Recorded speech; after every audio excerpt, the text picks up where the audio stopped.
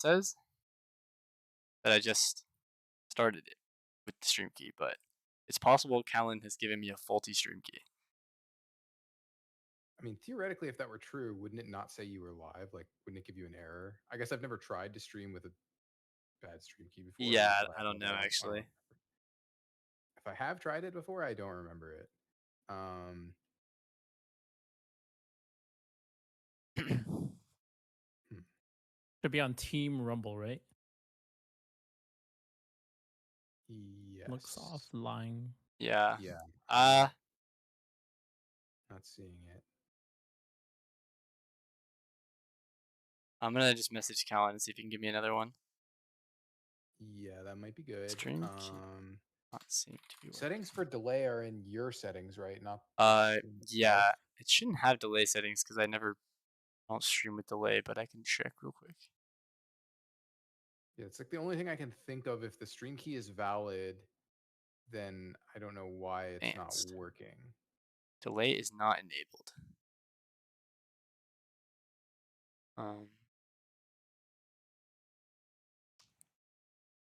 Could stream it on my personal Twitch, but it's definitely higher viz if it's on the Rumble one. That's for sure.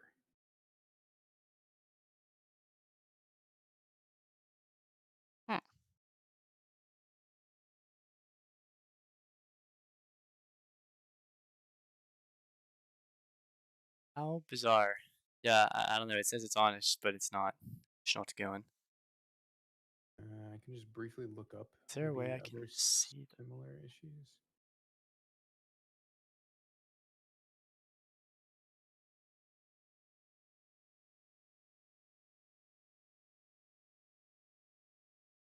Oh, wait. I feel like it is going to.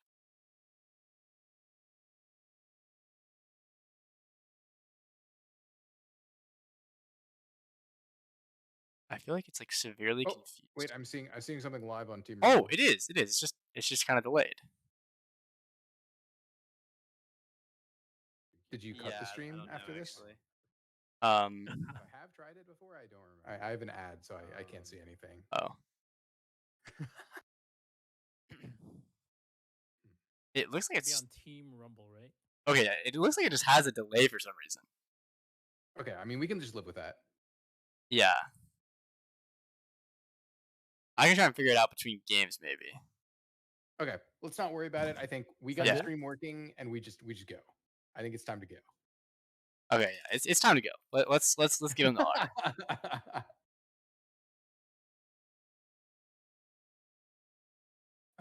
We're gonna give him the go ahead here. Yeah. Let's send it. Okay. Yeah. Welcome everybody. This is the Riot Rumble Masters Finals. Between Team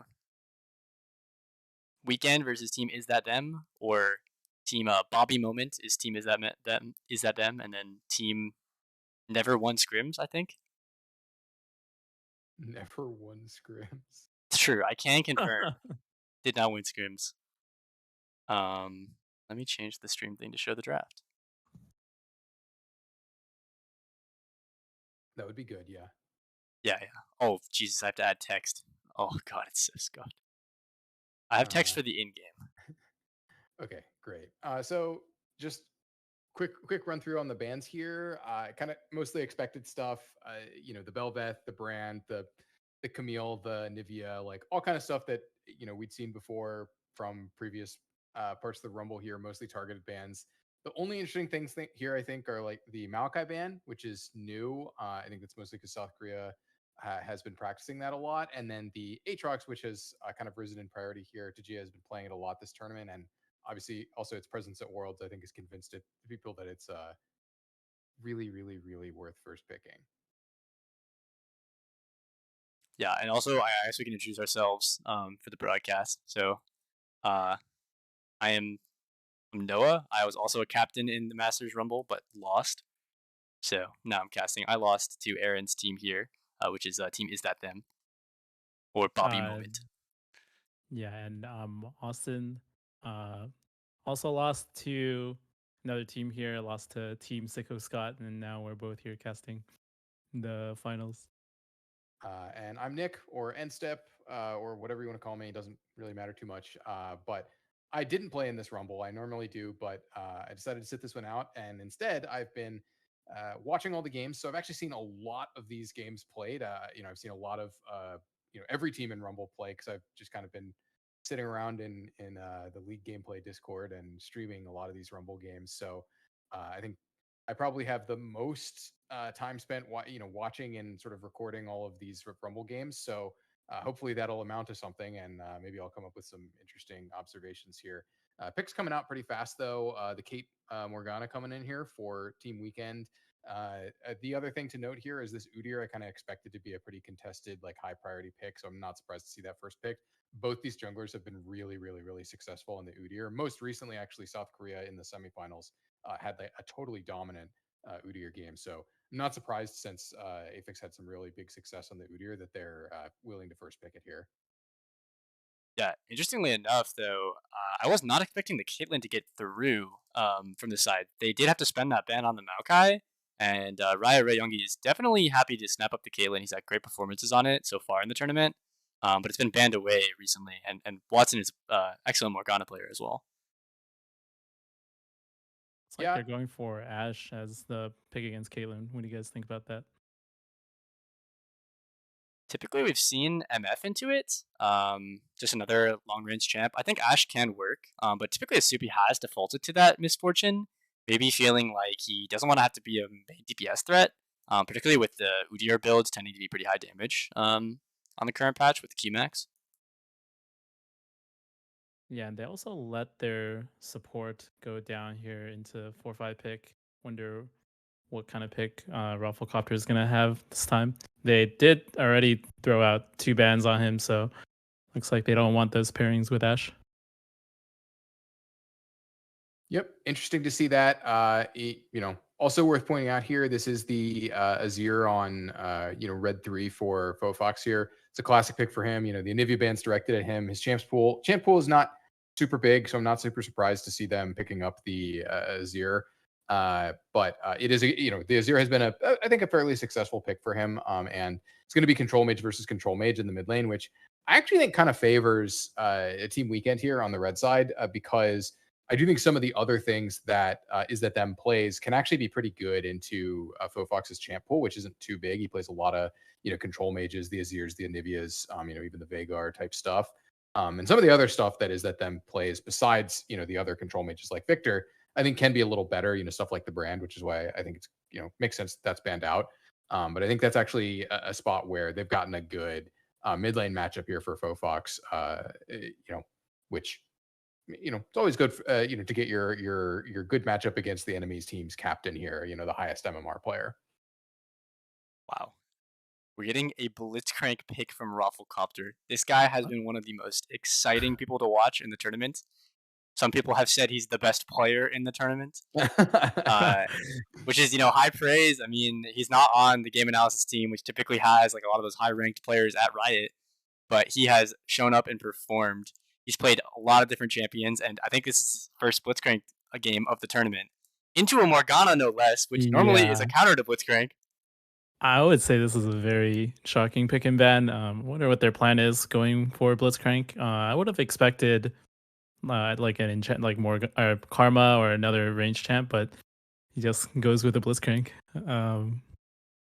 We'll have to see how he does.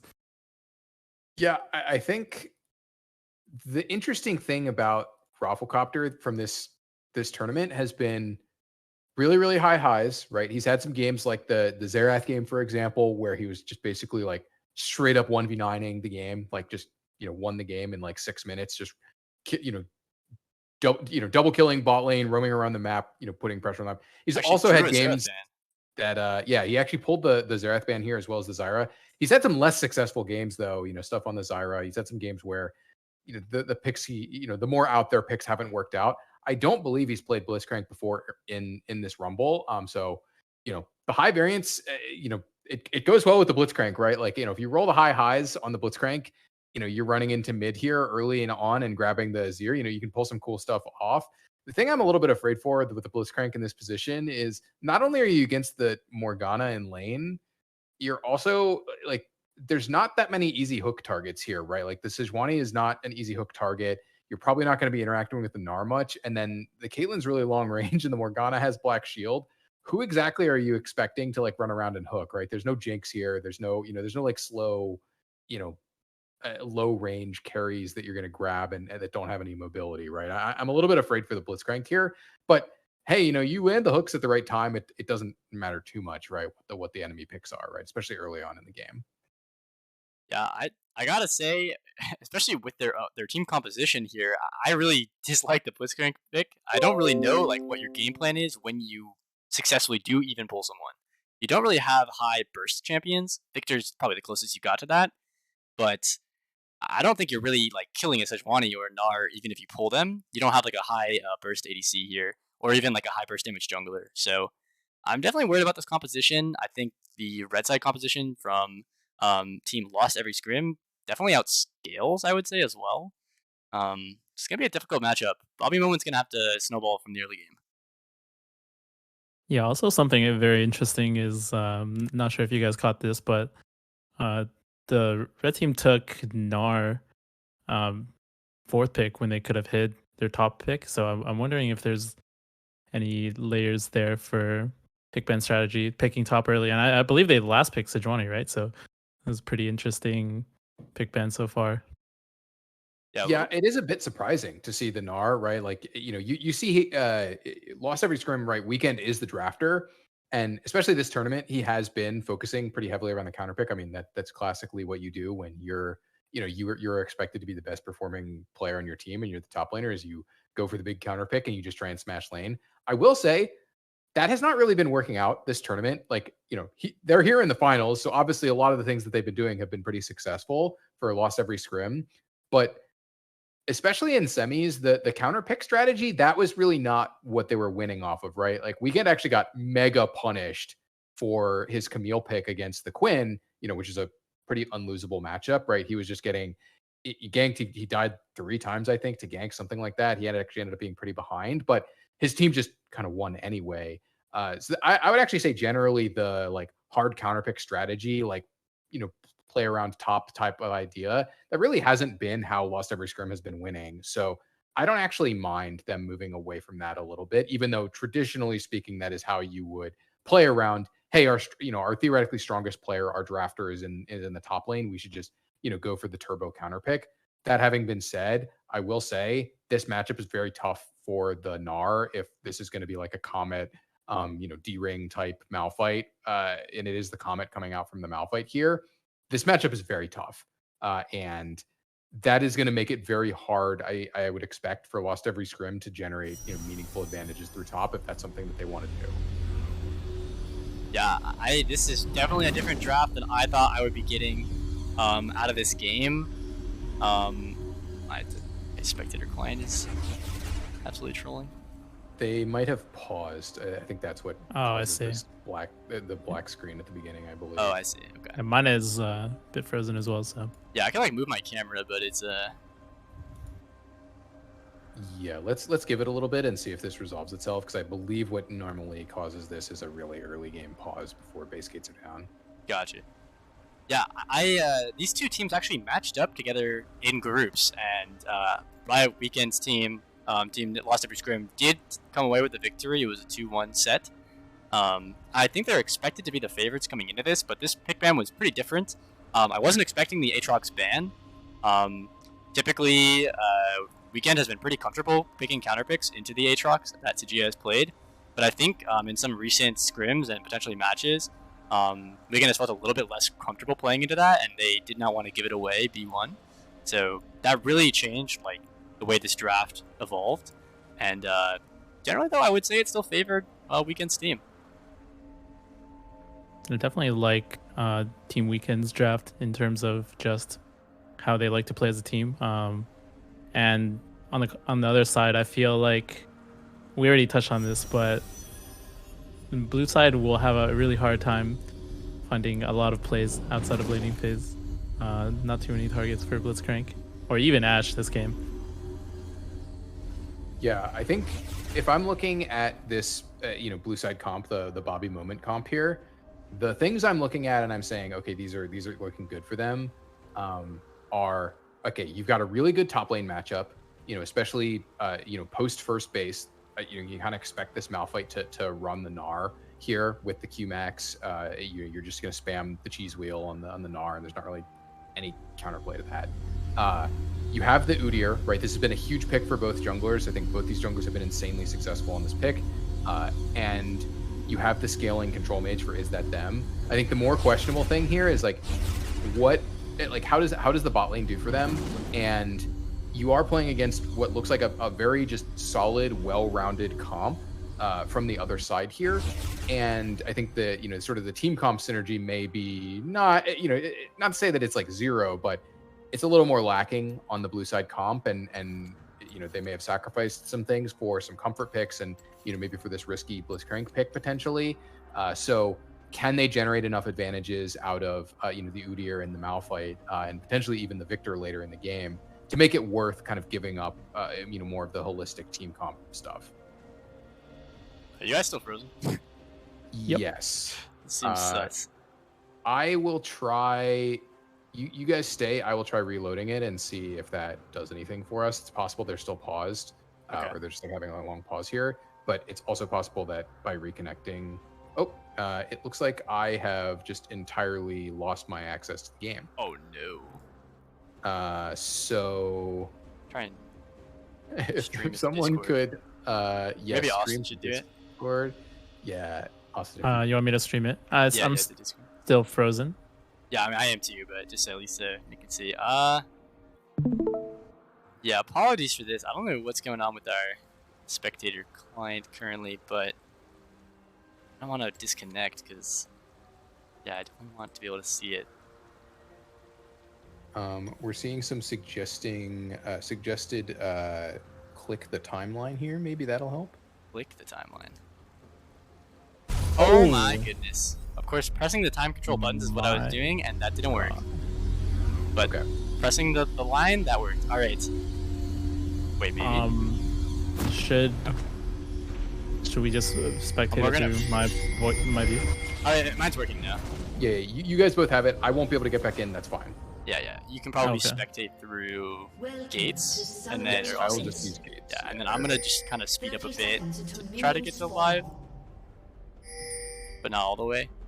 While we pause, but looks like we have some level 1 strategies. They're looking for stuff with Blitzcrank, but Dave's proper 5 points. Sejuani not standing in the brush. You should never stand in the brush there as the jungle. So able to successfully escape that scary level 1 invade from Blitzcrank. Continue to try and speed up a little bit through this early game.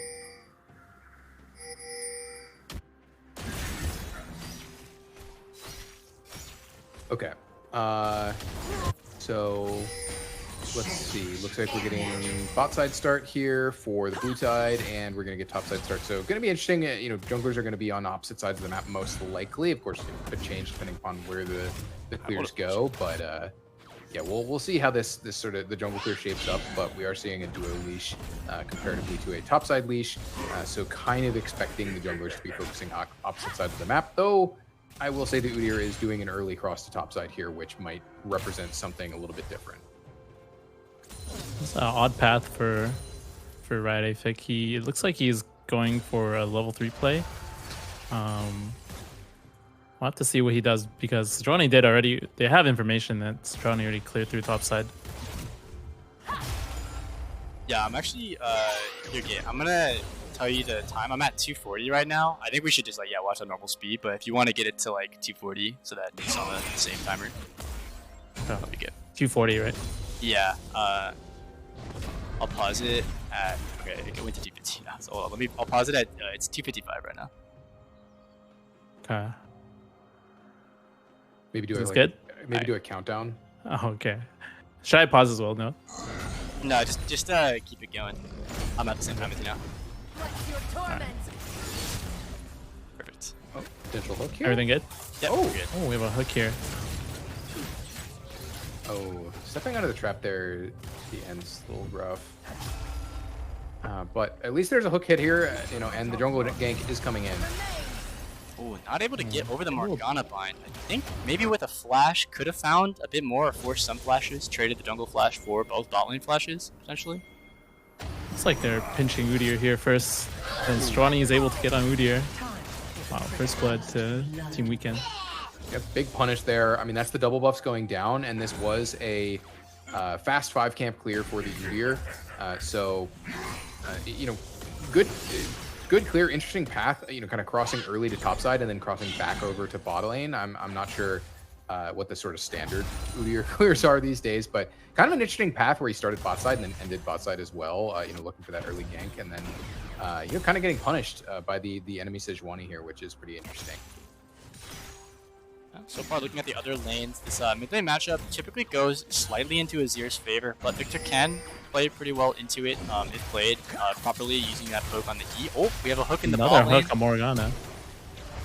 Forcing the flash, but Clan's fine in response, and will force out the cleanse from Masubi. Udyr's coming back around here. Yeah, this is looking like it's probably going to be a killer too. Nowhere to go with no flash on Morgana. See who picks this up. Looks like Aphik will clean it up with the Q. Actually picked up by the Ignite. Oh, and another hook. Rafflecopter gets both kills. Get to see that. In the tournament. Right here. Coming up with 2 big kills. Excellent hooks to force that play. That is definitely not where you want that gold, but hey, I mean, 2 kills. He is the best. Yeah, 2 kills and 2 kills. You're gonna take that every time, right? And maybe that'll turn into something real here. We'll see. I think. How? Oh, go ahead. I was just gonna say I was expecting the Moby Boots purchase with those 2 kills, but he'll just opt for the Merc Treads. I do think it's quite good into Morgana and of course Sejuani. So compositionally, I think it's good, but I expected a bit more of an aggressive buy from Rafflecopter after receiving those kills. It's like he's heading through mid, but Viktor does have to take a recall. I assume this is going to be TP reset. Yep, TP coming in here. It's going to be the TP. He's going to just sit here in the lane. Maybe targets the cannon here or something.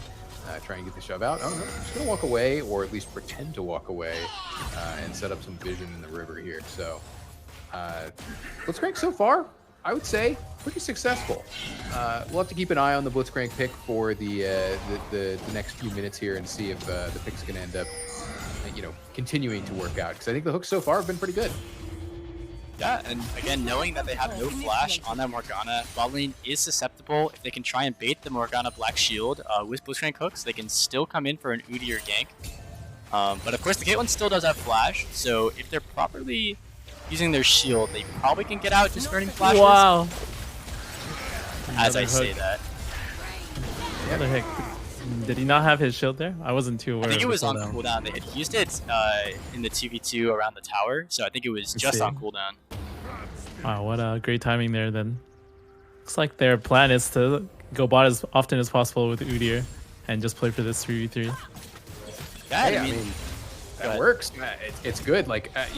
You can do a bunch of different stuff with this Udyr, right? The builds are a little higher damage, right? These days, I kind of expect to see the Triforce. That's what both the, that's what's been gotten popular recently.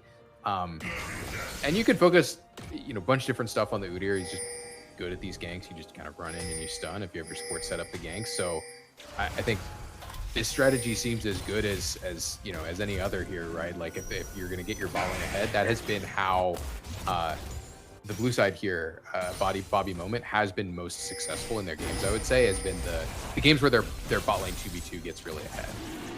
Yeah, I mean, it seems like they're not afraid to. This kind of could have implications for the draft later into game 2, but they're not really afraid of this Caitlyn Morgana, and have found a way to punish it, which has been one of the strongest lanes in this tournament. But this Blitzcrank seems to be doing wonders. But Red side will be able to pick up the Dragon. We're able to use that both mid and bot priority to set that up, and then just sack one wave bot to get that going.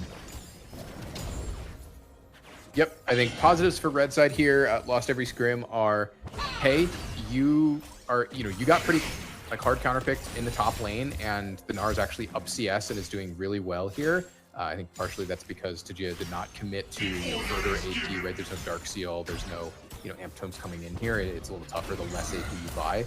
Although this might be a little bit in the danger zone here, as Beacon's getting a little lower and might get Malphite ult. And you got that early dragon. Oh, and here we can see the Tajia goes in. Malphite. He's dead. Wow, I think he might have it here. Flash Q, yeah. He's gonna flash. Q. 2 kills here with Comet for sure. Wow. Oh, he doesn't even need the Comet. Wow. Yep, So- and that's kind of how you expect this to go. And we'll see if the Sejuani can pick up Malphite, but it's going to be a little tough. Oh, just Does able to go get down me down. Turns into a trade, but the rest of the team is here. Udyr does get stunned, but that's the big awakened shield from Udyr, keeping him alive, and Hook comes in. Wow, Rafflecopter does not miss these. I haven't seen him miss a hook yet. Yeah. I was talking about how I struggle to see how this composition would kill anybody that they hooked, but in the early game like this, if you just hit every single one, you're going to find the damage. Yeah, I mean, credit where credit's due.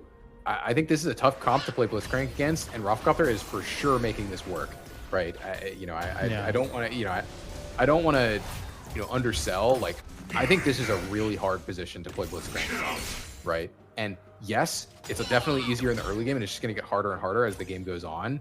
But that doesn't, that doesn't discredit, the work that Rafflecopter's put in this game already, where he's still been, he's been working around the Black Shield in the bot lane. He's been kind of roaming where he needed, he's been where he needed to be pretty much every moment of this game. And hey, I want to give credit where I think it's due here.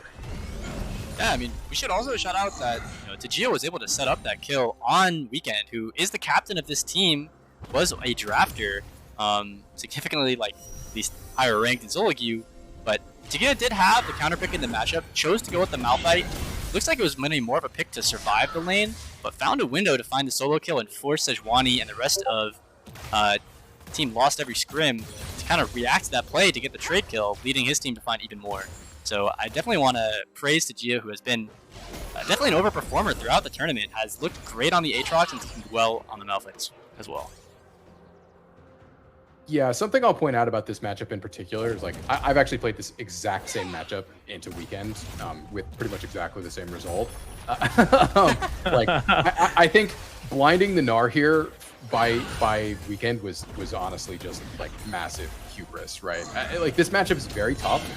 The Malphite's up, and I think the bigger thing is that this is not a matchup that requires you to do anything exceptional to win, right? You literally just keep pressing Q on the Gnar, right?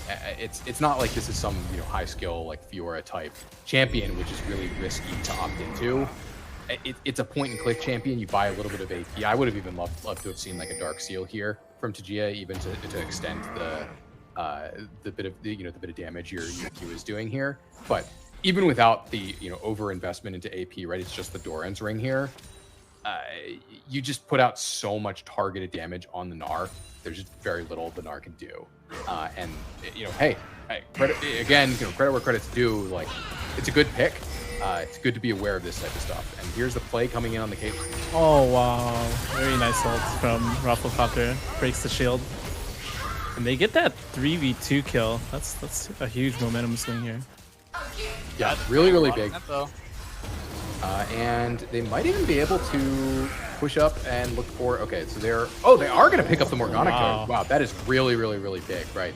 That is, they are the ones who had their jungler coming in later, and they are able to get 2 for 0 there, right? That is huge, a big turn, and jungle-wise. Take a look at this game. It's both junglers have been, I would say, moderately successful, right? South Korea does have 100% KP on that side, but the Udyr has just been more successful overall, especially, having this Blitzcrank on the team here, moving around the map, making some moves even in the top side and, pulling, setting up more of these plays on the bot side as well.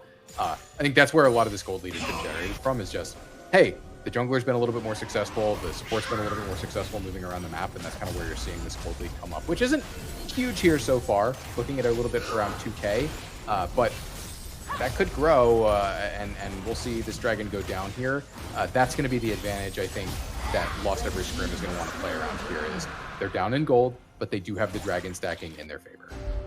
Yeah, we're gonna have the Infernal Rift here, and yeah, I do want to point out that the red side here, team lost every scrim. Yeah, with these dragons, they're gonna be looking to still use their generally like winning 2v2 lanes in terms of CS, to try to scale up, get to that 3rd and 4th dragons, play for this soul, and try to prevent a lot of the bleeding that they're suffering right now in the actual skirmishes.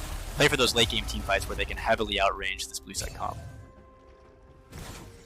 Yeah, something big there. You know, that Caitlyn just blew flash offensively and got nothing for it, aside from a bit of damage. I would not be surprised to see that punished by this Blitzcrank in the next 5 minutes. We see Udyr here. It's like they're looking for another 3v3, but they don't have any cooldowns. Whoa, Udyr that just damage. destroying Sejuani by himself. Oh, Sep's a little too far, has to flash out, but will survive. Yeah, pretty neutral trade after all, but yeah, that was a huge trade of summoners. Caitlyn's not going to have flash for the next 5 minutes, and I'm sure they'll be able to capitalize. Yeah, that damage on the Sejuani was very impressive. Oh, hook on the as I Caitlyn here. say, it's No flash. Wow. Black Shield looks like will it's do gonna be a double nothing. kill here. Ash on the chase. Yeah, the Black Shield burned onto the the Caitlyn for nothing there, right? And it's just a double kill coming through for the Ashe, and that's huge. This Ashe is getting extremely strong. I was saying that Asubi was going to be that utility focus, but he's getting so many kills, he will be a damage threat even to this Sejuani. And certainly against like someone like the Gnar, who's building the Triforce, it looks like we'll have to be very careful running into this carry. Apex getting a bit aggressive here. He hasn't gotten overly punished yet, but man, that was a dangerous play, kind of running blindly into the enemy jungle and getting stunned by Sejuani. Oh wow! You just see Azir shuffle in. Will it be a trade? Oh, the shield?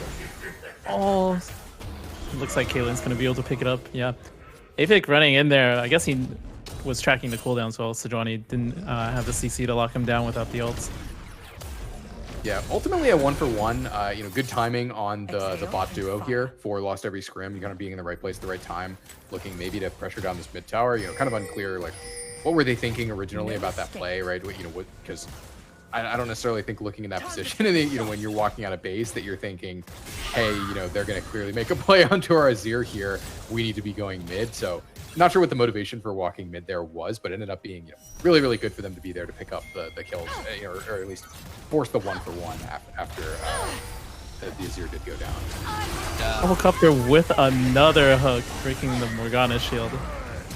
He is playing so expertly around this Morgana shield, baiting it out. The pressing the Malphite ult, coming blocking in. damage.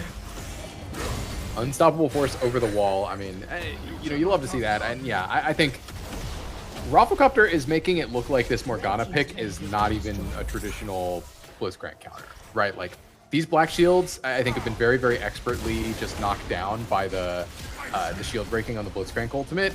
It's really cool to see.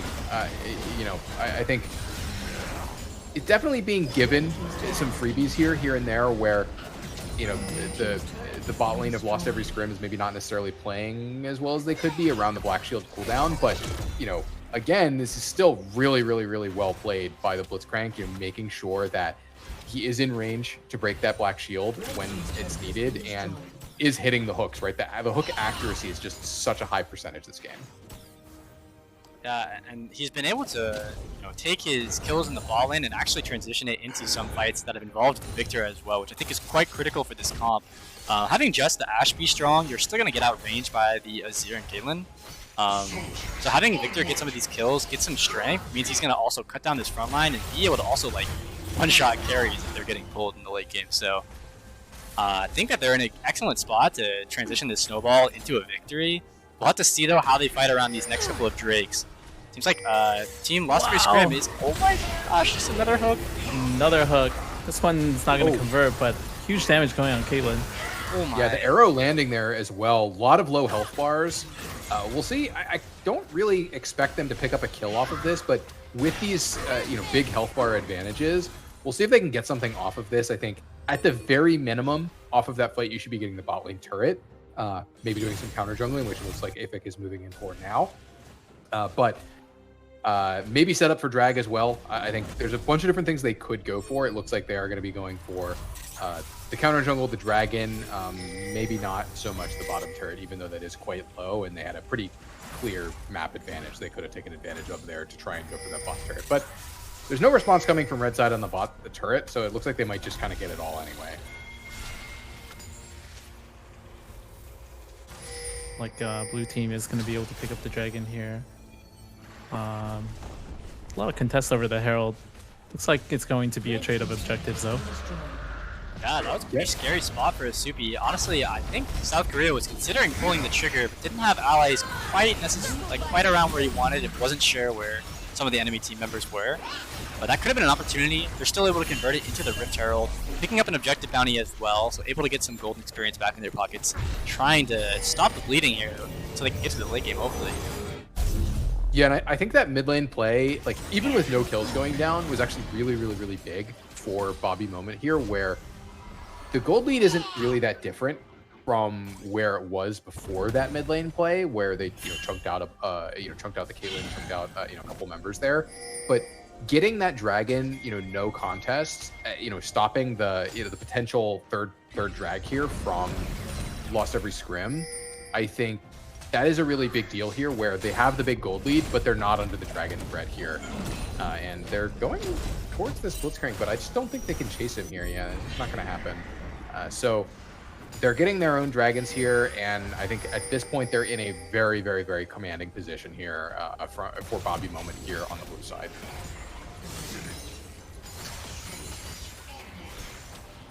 Yeah, taking a look at the item breakpoints here, almost all of Bobby Moment is getting onto their second item spikes. After a couple more waves, a little bit longer, definitely before this fourth dragon will spawn, they'll have these 2 item spikes, while Team Lost Every Scrim will still be on these 1 items, and I gotta say this Victor is so strong. Hitting the Shadow Flame, he is going to annihilate these squishies. Oh, another hook going in on the Gnar. Yeah, really nice hook.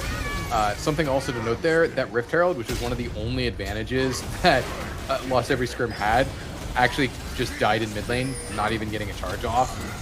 Pretty sad state of affairs, and they're going to go for the... Wow, okay. They actually hooked in the enemy jungler there, just instant dash out, and they're just going to take out the jungler, and I think this game is looking pretty good here for Lost Every Scrim. Oh, Zero might be able to get a shutdown here. It's big money for him. Caitlyn with the ultimate, getting killed by a red buff. Oh no. That is unfortunate. Red buff assassination there. Don't see that one too often. But yeah, I think going back to the Victor build, right? This is the full flat magic pen build, right? He's pumping out the burst here, right? This is the Ludens, the Shadow Flame, the pen boots, right? These squishies are effectively 0 MR, right? These squishies are effectively against the Victor just getting true damage. He's putting out the big burst. The Ashe is really strong. Like the Malphite doesn't need the gold. The Udyr doesn't need as much of the gold, right? It's like the gold is pretty optimally distributed here for Bobby Moment, and there's not too much to say. I like the pacing that they've put on this game. They've been just kind of forcing the plays across the map. The Blitzcrank has been pressuring the map here, and even seeing there's the red steal from the Blitzcrank. You love to see that. I mean, yeah, like I was talking about earlier in the game, some plays going on here. TP coming in.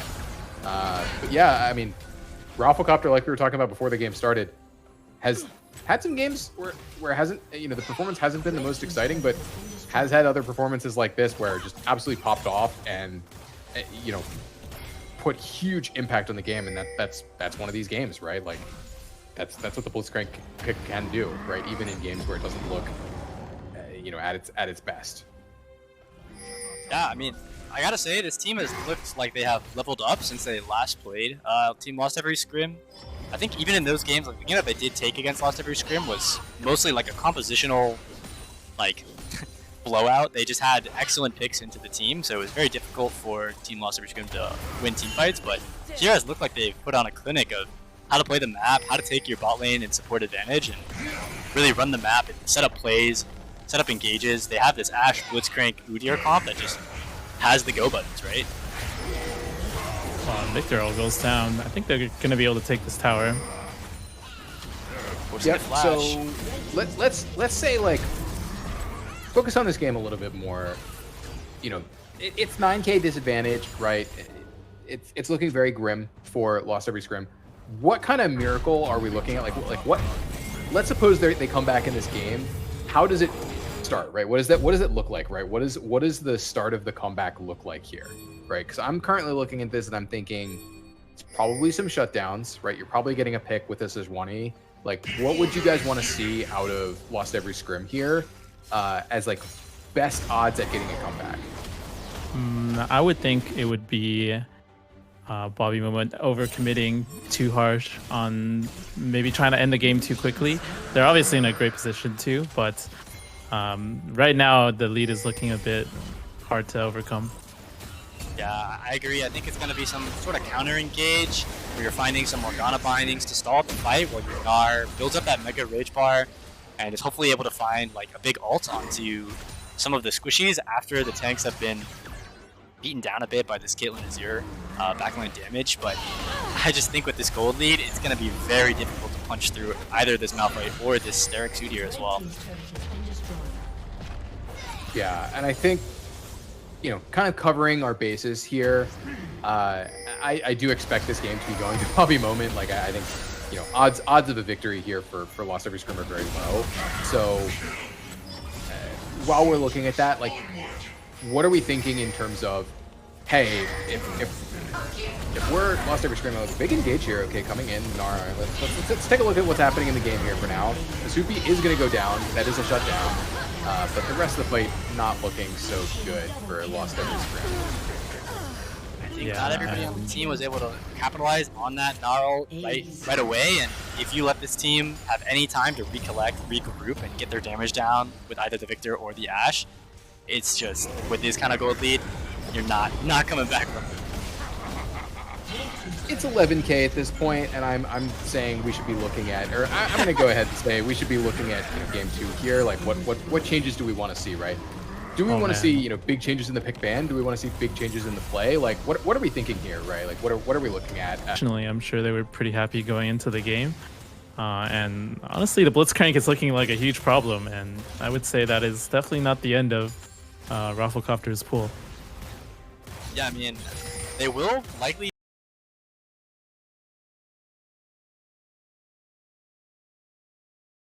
different options in the pick ban. Something like the Aatrox, I think, will be high priority for them. It might even get a ban from Red Side, as Weeknd would love to probably scoop that up and try to create an advantage in the top lane. But yeah, I think it's pretty tough when this was one of their best bot lane setups that they've used throughout the tournament and has been banned away from them, and Rafflecopter is able to kind of snub that entire plan with just one pick that isn't even traditionally a counter pick. So not sure what they're going to look for their bot lane. My guess would be some more like safe priority lanes, like Misfortune, stuff that can still scale well into the team fight. But I think those still have similar problems against Blitzcrank. I don't really know if how do you beat Blitzcrank if not with Morgana? Yeah. Something I will note that I did find in kind of some of my research here before the game is just looking at some of VGGs is that it did look like Ray and Watson were potentially looking at playing the Neela Taric. Ray's been playing the Neela recently. Watson has been absolutely spamming the Taric. That might be where they might go, given that the Kate Morgana clearly did not work this game. They did get kind of blasted by a champion that traditionally does get countered by the Morgana. So who knows, right? But that's something that we might want to be thinking about in the next pick and ban, as something that they have been playing a little bit of. At least Watson for sure has been putting the games in on the Taric, and we do expect that in the modern meta, who usually is a combo with the Neela. Yeah, I would love personally to see the combo. I think it's a quite strong lane. I will say that Soupy's picks tend to be quite good into the Neela, and I know that Rafflecopter's pool goes quite deep, but with them playing a lot of like the long range ups. Oh, see this Baron play? Looks like Rafflecopter might meet his demise. Might have been a handed one to them. little over aggressive there by Rafflecopter, kind of just wandering in. I guess trying to think about the zoning, making sure that there's no Baron steal or whatever. Yeah, We'll give him one. He's Yeah. been doing everything else, He's so we'll zoned them give him a all from, freebie. so there's no way they could steal. Right. yeah. You let him have that one, I think, for sure. I don't think it's really gonna end up mattering, right? Like at this point, it's 12K. This is their second Baron. I mean, does it Seem really like a matter? window for a red team to set up Drake. This is the third one, and they will have to approach it 4v5. So Yeah, Maybe Caitlyn they will can be able get to get her favorable traps, some of her engage. traps set down. Or find the victor, isolated. Okay, the Gnar looking for it. Okay, Asupi has the cleanse though, and oh man, if not for the cleanse, maybe they can get to that CC chain. They take out Asupi, and maybe that looks very different. But the cleanse just coming out and Asupi turning the kills here, and it's just the gold lead is just too big. Rafflecopter has arrived. he's They're here just for the hook. smacking them with the gold lead. I mean, it's a bit sad, right? Yeah, the 12K gold lead, the deficit is just too big. Looks like they'll be able to wrap it up here with these death timers. Sagia with the TP into the base will bring his team along with Rafflecopter. I think these two played exceptionally well, and I think you do have to get some credit to Aphic as well. Consistently there for the plays in bot lane, excellent coordination between the jungle and support here, and able to bring their team to a victory. Yeah, and he stuck to the game plan, right? Like the first bot lane gank actually did not work out for him at all, right? He got punished, and still just said, "Nope, this is the this is the lane we're committing to. This is where we want to play." And I think that's the right call, right? When I'm looking at this top side, the top side and the mid lane matchups, like mid lane is Azir versus Victor, right? It's like nobody's dying in that matchup. The top lane is a counter matchup that's very hard to sort of aggressively gank as the Udyr there, right? It's Gnar, very hard to do much there. It's like I think he kind of correctly identified, yeah, the bot lane is the 2v2, that is where we want to play. And despite not being successful on the first play, kind of committing to it, and I think, yeah, give Aphic credit where credit's due here. He understood the win conditions and despite the early loss, kind of just went right back to it. We might be getting ourselves a pretty fast game two. Obviously, we were slightly behind due to some of the delays we had wrangling in the spectator client. So we'll see if I'm definitely going to default to the teams if they're ready to play. We're ready. We don't want to wait for us casters here. Looks like they are ready to go. Let me try to get Gate in this lobby as well. Hold on, let me get Tim JJ in here. That is one definite benefit of being pretty behind, is that, despite the teams having their own discussions and all that, we do get to catch up with, kind of reality a lot faster if we are more behind from the first game. Oh, Nick, turn It your says camera the back on. lobby is shit. full. All right, the camera's back. I'm back. Can they invite me as spec? I think I can't join full lobby. Yeah. Try Yep. join now. Okay, now hop in. Okay. Perfect. All right. Let's get to game two. All right, we're getting straight into it. Game two. I'm gonna have to update the scores as well. Looks like, oh my goodness, wow. Team, they've actually elected to go with red side again. It's a Never very lost a script. interesting choice. Wow. Wonder if they're gonna change any early bans then, if this is their strategy. I'd kind of expect at a minimum they are not going to like randomly pick the Gnar and then get counterpicked. Like, I think that's just a major misstep in the draft. Just from game one here is like your top lane is your drafter. Gnar is not a safe blind pick in these non pro. I mean, honestly, even in pro, right? Gnar has shown some sort of more mild counter picks. This is not pro. Right. And the Malphite, I think, is a very effective counter pick at this level. It's like you should not be blinding a lot of this stuff as weekend here, especially as the drafter. I do think it was very strange that they did that in the first place. And that's kind of like the first thing I would expect them to change. And as far as the bans go, The big difference here is that they swapped out the Aatrox ban from game 1 for a Victor ban, and that is going to immediately result in the Aatrox first pick. And the immediate response is Fiora Sejuani. All right. Definitely looks like they had a plan to give Aatrox and play a counter pick into it, which is, in my opinion, a better look for them because you'd like to see the captains have a little more control over the game, especially if they can express it through laning phase. Yeah, this should be pretty interesting. I know both Austin and I have some intel onto the weekend Fiora. We've played against it ourselves, and while it is a strong matchup into Aatrox, it can be really difficult to get a lot done with this pick, especially if you have losing jungle or mid matchups. Fiora relies heavily on being able to actually press up in her lane, and if she's not able to get that support from her team, this matchup is actually not that Fiora favorite. So we'll see what Tajia's team can do to help him out here, or if Dave Weekend can really snowball this.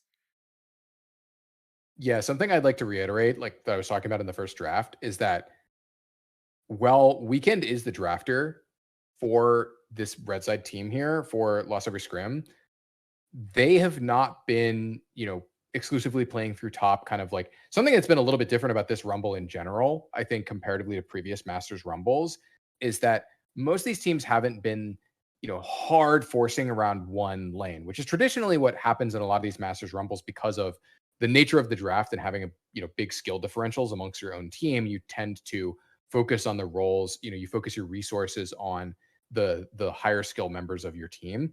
I don't think that's really how the Masters Rumble draft has played out this year in particular.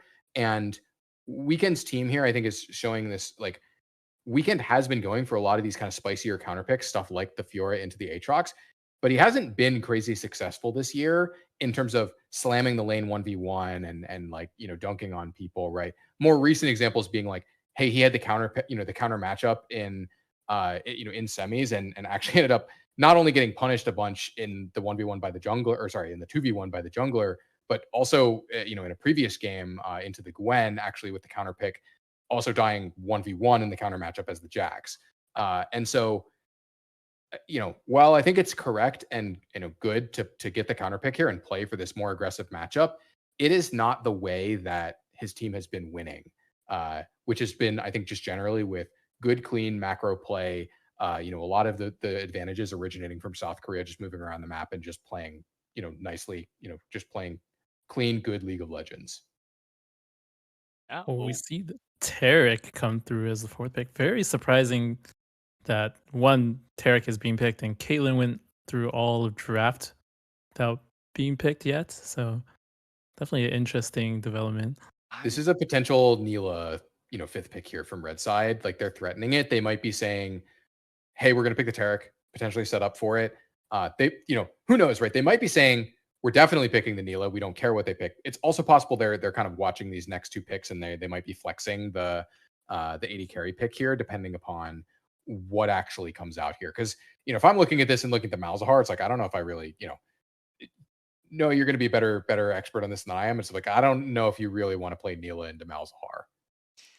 Yeah, it's not what you would like, particularly if you don't have like other strong carries who could at least draw some of that aggro away from the Malzahar ulti or interrupt him. They do have the Sejuani, and I guess Swain can throw an E in there, but otherwise it's quite difficult. I agree with what you kind of commented earlier about how they're looking to potentially just flex it, and I'm wrong. I thought they were actually going to go with the carry to pivot away and try to outrange this Malzahar, but looks like they're embracing it. They do have quite strong healing on their team comp. I do think Neela Taric can, with jungle help, run over any double range matchup. Sejuani's excellent pairing with the Neela. She could proc the Sejuani passive, so those ganks are deadly. And honestly, technically, the Taric is also like a pick away from Rafflecopter. He plays the Taric. I think Taric would have been pretty good into this heavy melee comp that they were showing. So that might be why they were hesitant to early pick the Neela and instead wanted to steal away the Taric. But we've got our drafts. How's it? What do we think? So I think definitely like their approach. Same side but completely different look. In bans and picks. I would have hated to see just like small adjustments because the previous game didn't go so well. So I do think this is going to be a lot more closer, or at least we should expect a closer game. I do always love seeing the Sejuani pick with just like the melee squad, right? You know, you're looking at the only ranged champion on the rest of this red side comp is the Swain, you know, traditionally great with, you know, other melee champions in the game, both allied and enemied, or like enemy, you know, melee champions. I do like this kind of just like death ball all in comp from red side. It is something that's very different. And hey, I really like, you know, when you get blasted in game one, right? And like, let's be clear, like that game one was not particularly close. I really like switching it up and trying a different draft strategy. And this is very different from what they were running in game one with the more standard, you know, Azir control mage type stuff, you know, long range. Like this is, to be clear, like this is a big melee squad with Sejuani, with the Swain. You're just deathballing, and you know you're not trying to play typical, you know, macro League of Legends. You are trying to just jam your you know your 5v5 into the enemy team's face and get in there.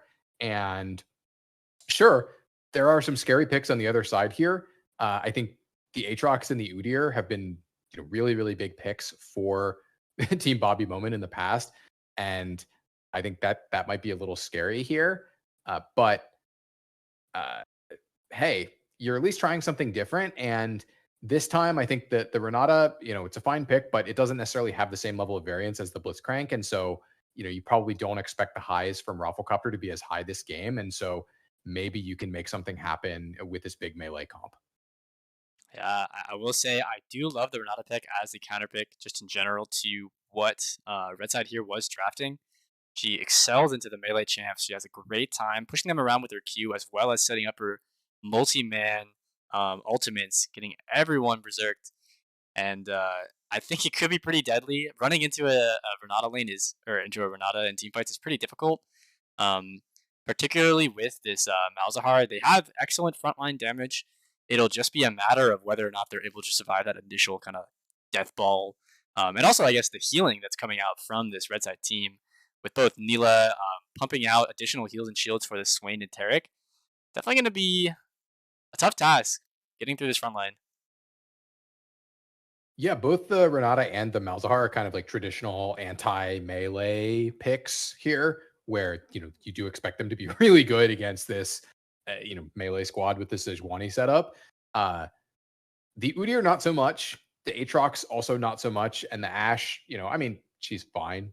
You know, the slow is obviously, you know, the constant slow is obviously effective against melee champions. But the Malzahar and I think the Renata here are the two big picks here, where I'm kind of looking at them and thinking, these are the pivotal picks where a really good Renata ult, a really good Malzahar ult, you know, this type of thing can shut down these melee comps, you know, at the right time, at the right angle, you know, with the right setup. And so I think that's going to be really pivotal here for Bobby Moment is seeing, especially the Renata ult, but also the Malzahar ult, how they can pilot these in team fights, and if they can sort of hold back, you know, the Ghost Swain and the Ghost Fiora, which, you know, this is the cleanse coming out from the Nilah, which, you know, there's definitely enough stuff here on the other side, you know, to justify the cleanse, but ultimately this is a, you know, double Ghost setup coming in here. I think pretty clearly looking to set up for resets in these team fights for lost every scrim.